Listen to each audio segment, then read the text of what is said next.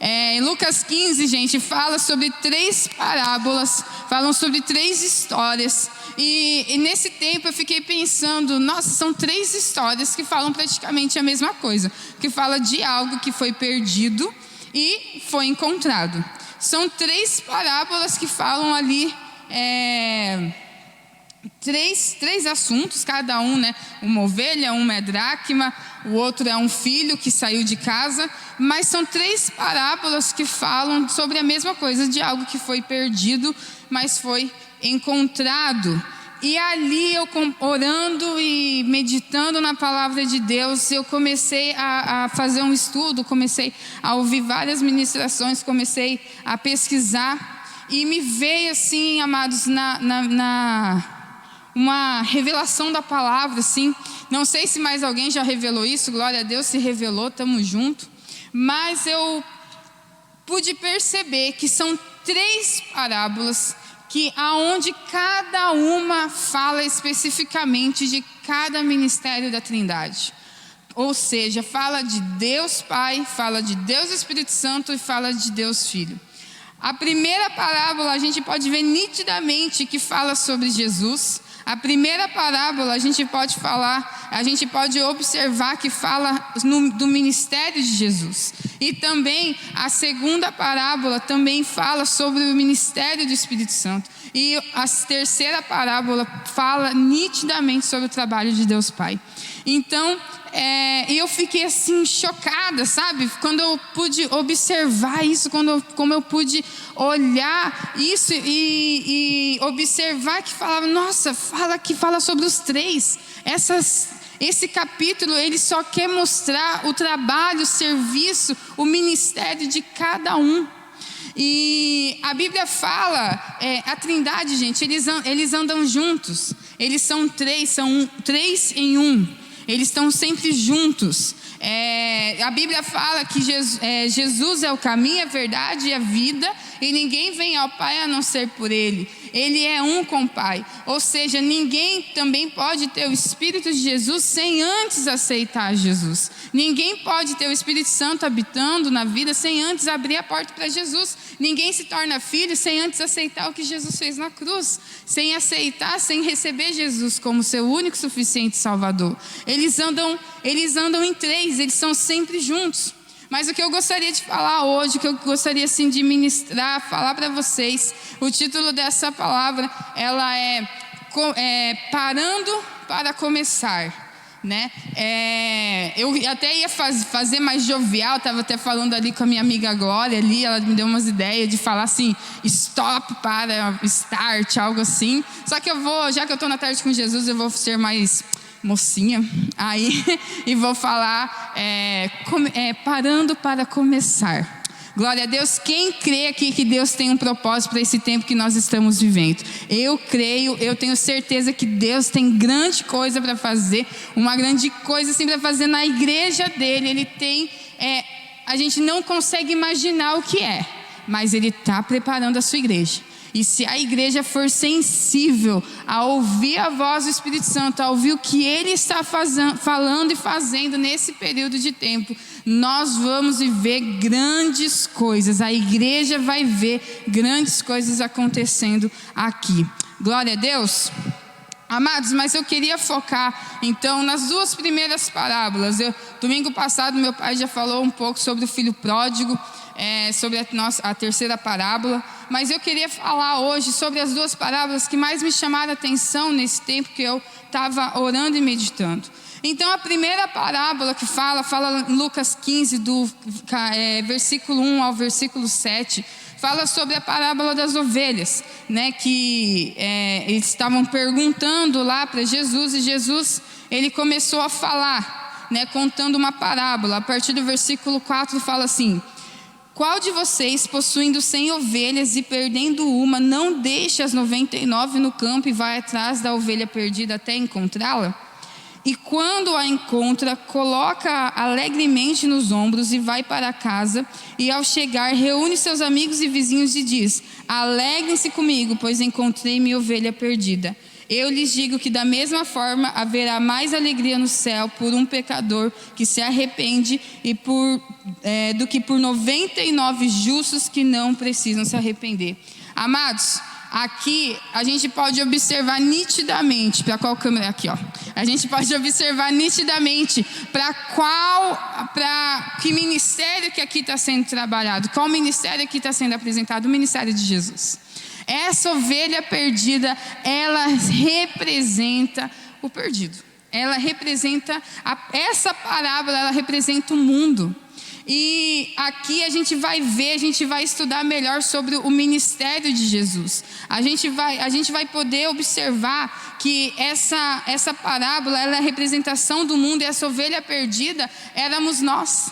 Nós estávamos perdidos e nós fomos encontrados. Nós estávamos longe e nós fomos encontrados novamente. Nós pertencíamos a Deus, nós pertencíamos a Ele, mas por causa do pecado, por causa que entrou no mundo, nós nos afastamos de Deus. Ele não se afastou de nós, mas nós nos afastamos de Deus. E Jesus veio com todo o seu amor e quebrou esse abismo e fez uma ponte onde nos deu livre acesso ao coração de Deus novamente. Então, aqui a gente vê nitidamente o trabalho de Jesus. Jesus, ele veio para o mundo. A Bíblia fala lá em João, se você quiser abrir, em João 12. Deixa eu abrir aqui para vocês verem melhor.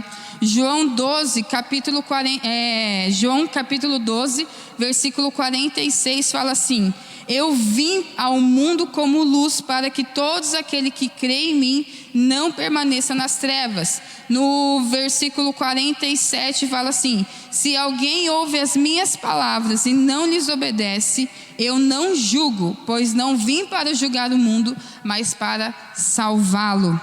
Jesus, ele veio para o mundo.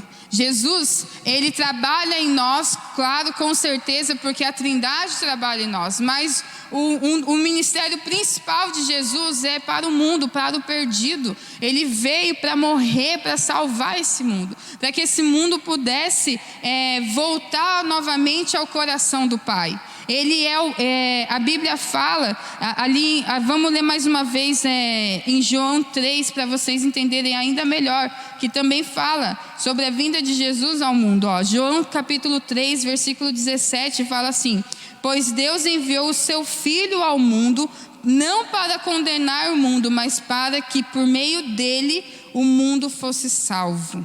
Então Jesus, ele simplesmente veio para salvar o mundo. E nessa parábola a gente vê ainda melhor, porque quem que é o bom pastor? Jesus. Jesus é o bom pastor. Ele é o pastor que vai atrás da ovelha.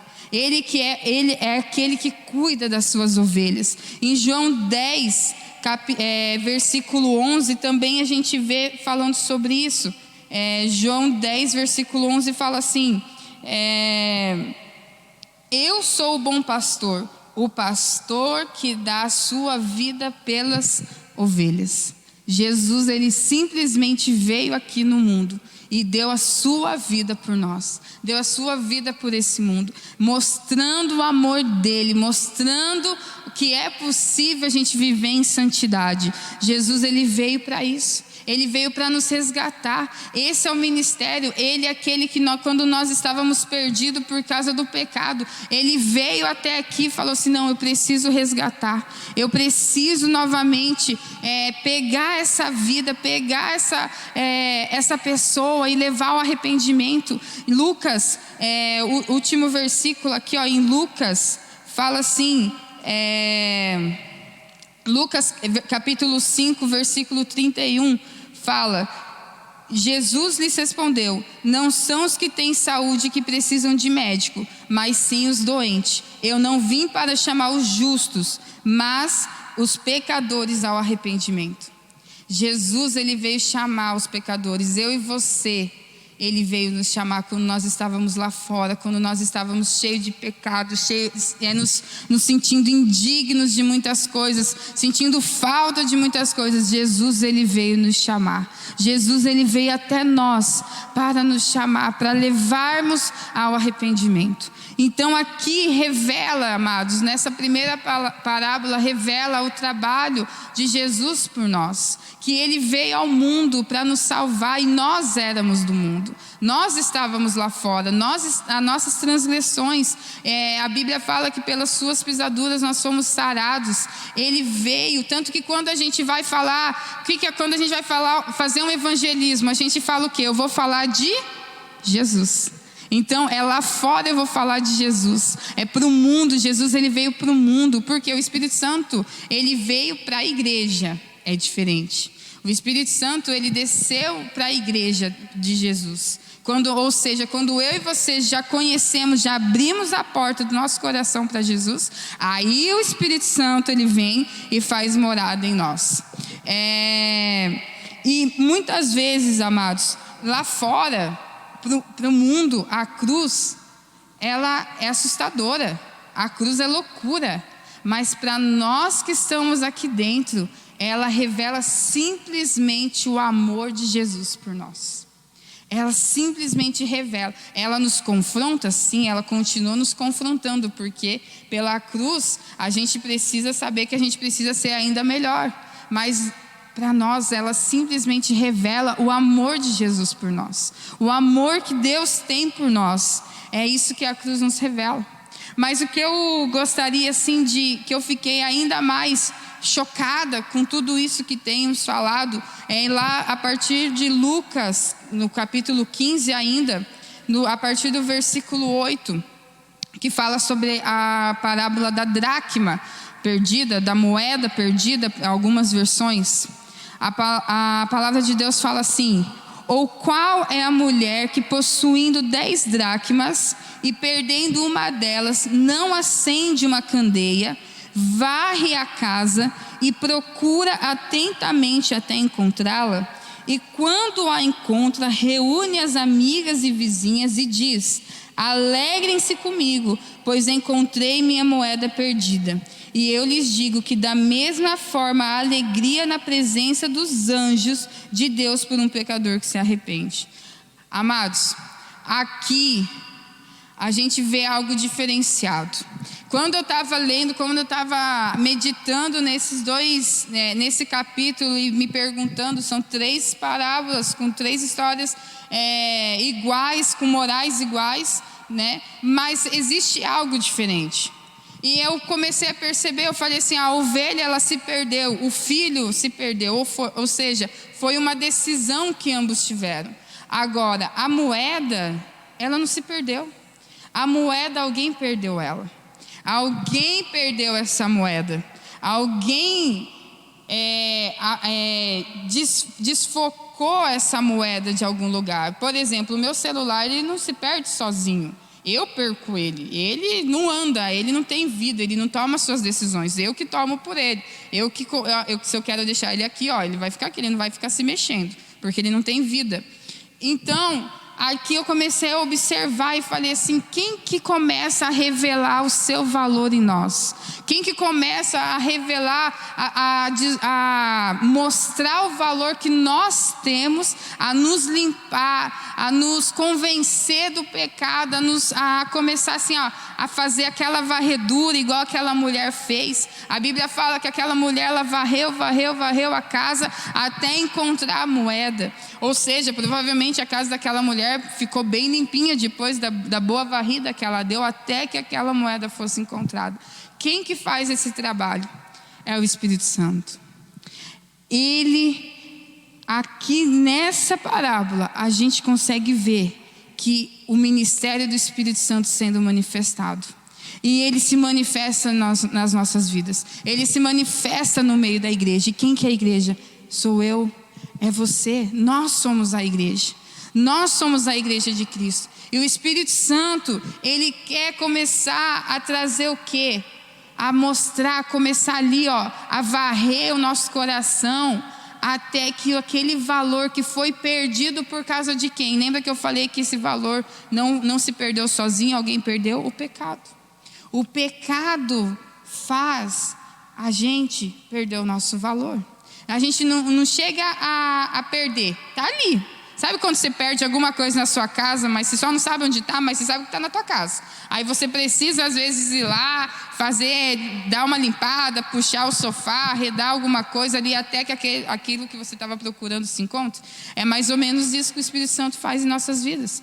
Ele quer encontrar o valor que está perdido dentro de nós. Lá em João capítulo 14, eu quero mostrar para vocês como que o Espírito Santo, ele realmente veio para a igreja. O Espírito Santo, ele não consegue fazer isso lá no mundo. A Bíblia fala lá em João 14, versículo 16, fala assim: eu pedirei ao Pai, e Ele lhes dará outro conselheiro para estar com vocês para sempre, o Espírito da verdade. Olha, presta atenção agora. O mundo não pode recebê-lo, porque não o vê nem o conhece. Mas vocês o conhecem, pois ele vive com vocês e estará em vocês. Então, nós conseguimos conhecer a Jesus, e logo o Espírito Santo começa a se manifestar na nossa vida. Ele veio para a igreja. Ele veio para os que já o conhecem, ele veio para os que já estão esperando.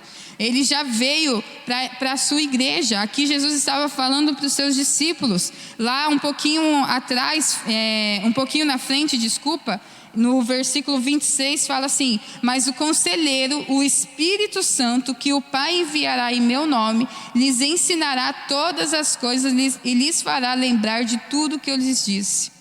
Então, quem que começa a lembrar a nossa consciência? O Espírito Santo é a nossa consciência. Ele começa a lembrar a gente: nossa, mas isso aqui, que eu estou para tomar essa decisão, acho que essa decisão não é legal.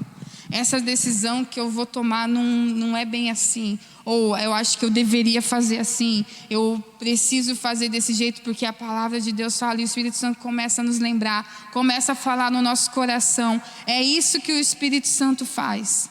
O Espírito Santo, ele começa a agir na nossa vida.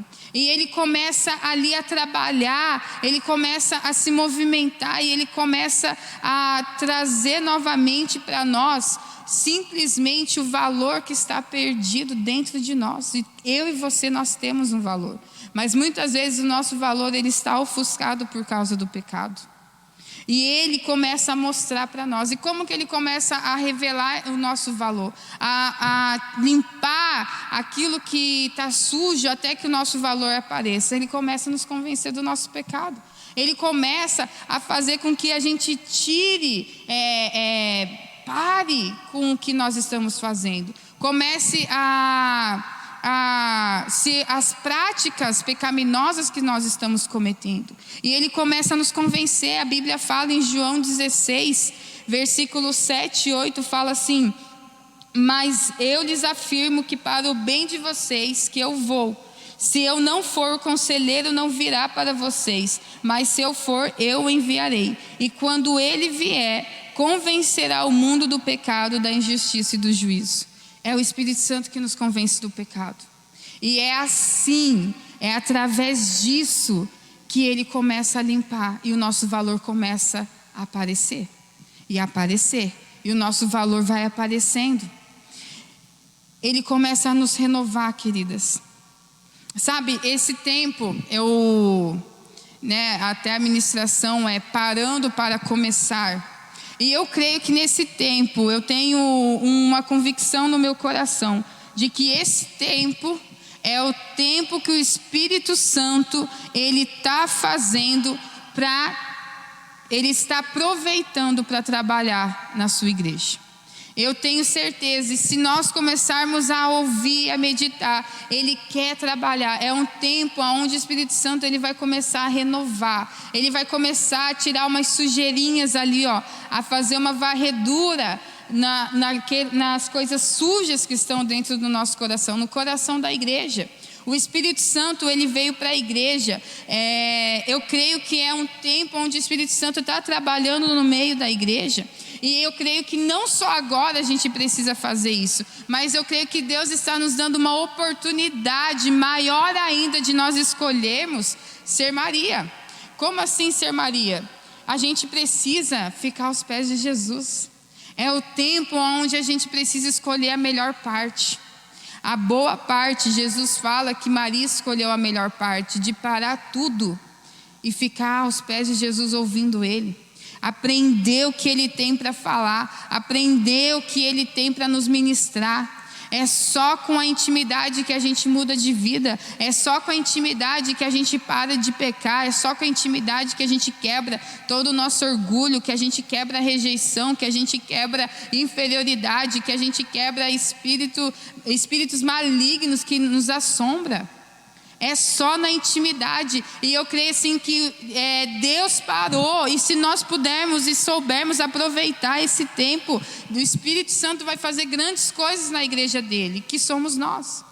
Sou eu, é você. Nós somos a igreja. É hora sim que muitas vezes nós estávamos trabalhando muito e não observando e parando para falar assim: nossa, eu preciso ter intimidade com Deus. Porque, gente, servir a Deus é tremendo, mas o que vai realmente mudar o nosso caráter, fazer com que a gente tenha revelações profundas do Espírito Santo, é a mudança de vida, é a intimidade com Ele. Servir não muda a nossa vida. O que muda a nossa vida é a intimidade com Deus. É a intimidade com Deus. É isso que vai mudar a nossa vida. Eu posso vir aqui, eu posso falar muito bem, mas se eu não tiver intimidade com Deus, isso não dá fruto. Eu posso ir lá e varrer essa igreja inteira, e é grande aqui, eu posso varrer, eu posso estar aqui fazendo um monte de coisa, mas isso não vai definir a minha intimidade com Deus, isso não vai fazer com que Deus me revele coisas profundas, se eu nunca pegar a palavra dEle, se eu nunca parar um tempo e orar e agradecer e falar com Ele. Não existe. Eu creio que esse tempo é um tempo assim que o Espírito Santo, Ele quer assim, amacetar nós, espremer a gente e tirar. Sabe quando você vai fazer um suco de limão e você tem que espremer, o Espírito Santo, ele está nos espremendo para que aquele valor, aquele líquido que sai ali do suquinho de limão, da laranja, da fruta, possa ser delicioso. Eu, pelo menos, não gosto de tomar suco de fruta assim, natural, cheio de carocinho, assim, eu não gosto. A gente sempre dá aquelas peneiradinhas, fica mais gostoso, fica melhor. E eu creio assim que o Espírito Santo está fazendo isso. O Espírito Santo, ele veio para a igreja, ele está com a gente, amados. Ele está com a gente nesse tempo, ele tá querendo trabalhar, ele está falando assim: olha, aproveita esse tempo. Porque muitas vezes a gente reclamava que não tinha tempo para ler a Bíblia, porque eu não tenho tempo para orar, minha vida é corrida. Mas agora à noite, depois que você chega, o trabalho já começou novamente, mas o tempo, às vezes à noite que você fica em casa, agora você não precisa sair, você pode aproveitar e ter esse tempo de intimidade com o Espírito Santo. Ele quer revelar coisas para você, Ele quer mudar, transformar a sua e a minha vida a cada dia mais. E é assim que começa o avivamento, amados. Eu creio que Deus, Ele quer fazer um avivamento na igreja dEle, Ele quer avivar a igreja dEle. Ele quer nos avivar. O avivamento não é um movimento, avivamento ele não é uma multidão, avivamento não é essa igreja cheia. Avivamento é uma rendição. É a partir do momento que eu e você, a gente dobra o nosso joelho todos os dias no quarto e começa a falar: Espírito Santo, trabalha em mim, muda a minha vida, usa a minha vida, eu estou aqui, eu preciso mudar, eu preciso quebrar isso que está me atrapalhando. Eu preciso, o meu marido, Júnior, lindo, maravilhoso, ele estava lá compartilhando comigo uma palavra, esses dias atrás, ele compartilhou ontem com os amigos nossos. Ele falou sobre o rei Josias, que o rei Josias, ele foi quebrando os altares. Então, amados, eu e você, é o tempo da gente começar a quebrar algumas coisas, sabe? Algumas coisas que a gente precisa quebrar, uns altarzinhos ali pecaminosos que a gente precisa quebrar. É assim que vai começar o avivamento na nossa vida. É assim que vai começar o avivamento na igreja. É através da igreja que o mundo vai começar a se render a Jesus. É através da igreja. Se a igreja não se render ao Espírito Santo, o mundo não vai se render a Jesus. Agora, se a igreja começa a se render ao Espírito Santo, o mundo vai começar a se render a Jesus. É isso que vai acontecer, porque eu e você vamos estar tão avivados que vai assim, transbordar. E as pessoas que vão estar ali do nosso lado, que vão estar ali no nosso trabalho, que vão estar ali quando você voltar para a sua escola, quando você voltar para a sua faculdade, quando você voltar ali para a sua rotina ali diária, como antigamente, as pessoas vão começar a falar assim: você tem algo diferente. E é aí que vai começar, e a igreja vai avivar. O Espírito Santo, ele está avivando a igreja dele, para a igreja avivar o mundo. Avivamento, amados, o que acontece na igreja é um avivamento. O que acontece no mundo é evangelismo. Evangelismo é quando a gente sai da igreja e vai falar do amor de Jesus para o mundo. Isso é evangelismo. Eu vou falar das boas novas de Jesus. Agora, o que acontece na igreja é o avivamento, e o Espírito Santo é o trabalho de Deus na igreja. E o evangelismo é o trabalho de Deus no mundo. É Jesus revelando Deus ao mundo. O evangelismo é isso. É Jesus revelando Deus ao mundo. E avivamento é Jesus revelando, é o Espírito Santo revelando Deus na igreja. Eu e você, amadas, eu creio assim que Deus nos parou durante um tempo. Mas para começar algo tão grande, mas tão grande, que o mundo vai ficar louco com nós. Vai ficar louco, porque a igreja não vai parar. A igreja vai avivar e o mundo vai se render a Deus. A Bíblia fala que toda língua confessará e todo joelho se dobrará. E nós vamos ver isso acontecendo aqui no mundo também. As línguas confessando o amor de Jesus, se dobrando e se rendendo a Deus, se reconhecendo Jesus. Amados, a intimidade, ela nos proporciona frutos. Elas nos proporciona revelações profundas. Eu vi uma frase do pastor Hernani que me chamou a atenção numa das ministrações dele. Fala assim: Deus não revela coisas profundas em corações rasos. Se eu e você queremos ter profundidade, queremos que o Espírito Santo revele o seu amor, revele as coisas que nós estamos precisando mudar, coisas profundas, eu e você precisamos nos aprofundar nele. Precisamos nos aprofundar na palavra dele. Precisamos nos aprofundar no tempo de oração com ele, no jejum. É só assim. Isso custa um preço. Custa um preço cada vez mais estarmos mais em intimidade com o Espírito Santo. Mas vale a pena. Vale a pena, por quê? Porque quando nós estamos em águas rasas, pelo menos a minha mãe na praia, ela morre de medo da água. Ela fala para nós até hoje que o mar é traiçoeiro, que você vai indo, quando você vê, você já está lá no meio do mar, sendo resgatada por um botinho. Então, assim, é todo um exagero ali na parte da minha mãe, porque ela morre de...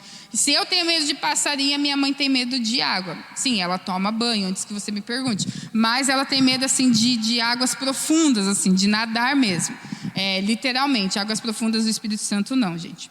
Mas, e ela fica ali no rasinho. Por que a minha mãe fica no rasinho? Porque ali ela ainda consegue se controlar. Ali no raso ela consegue ainda andar por si só. Ela ainda consegue decidir para onde ela vai. Ela ainda consegue decidir se ela quer entrar mais profundo ou se ela quer voltar ali para a areia. Ela ainda consegue. Quando a gente está no raso, a gente decide para onde a gente vai. Agora, quando a gente começa a ir mais profundo, e mais fundo, e mais fundo, e se aprofundando, de repente, é aí que, literalmente, no mundo físico mora o perigo, que falam, mas no reino espiritual, ali a vida. Porque quando você vai mais profundo, quando você vê, você já não consegue se controlar sozinho. É as águas que te levam. É as águas que começam a decidir por você. É as águas que começam ali a movimentar você. E as águas é o Espírito Santo. É Ele que começa a te mostrar. É Ele que começa a revelar para você. É Ele que começa a falar no seu ouvido. Aí vai chegar, você não vai nem ter, igual minha mãe cantou hoje, ontem, né? Você não vai mais nem ter tempo para ressentimento, porque você vai lembrar que Ele te ama. Você não vai mais nem perder tempo de querer ficar chateado. Você não vai mais nem querer perder tempo em pensar em ter orgulho no seu coração, no nosso coração. Você não vai mais nem perder tempo em querer assim, você não vai mais nem querer perder tempo em pensar em brigar ou discutir com alguém. Agora você vai começar a pensar em amar, em falar do amor de Jesus, em começar a ser trabalhado, porque você está sendo movimentado em águas profundas do Espírito Santo. O avivamento começa ali. O avivamento é quando quando o Espírito Santo começa a trabalhar na igreja dele, e a igreja dele se permite ser trabalhada. A igreja dele permite fazer com que o Espírito Santo trabalhe em nós. Se puder, tem um fundinho, Andrei, você consegue colocar para mim um fundinho? Um fundinho musical?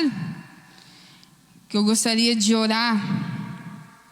Amados e amadas do Senhor, que está aí assistindo, eu creio que esse tempo é o tempo do Espírito Santo começar a mostrar novamente o valor que nós temos para Ele.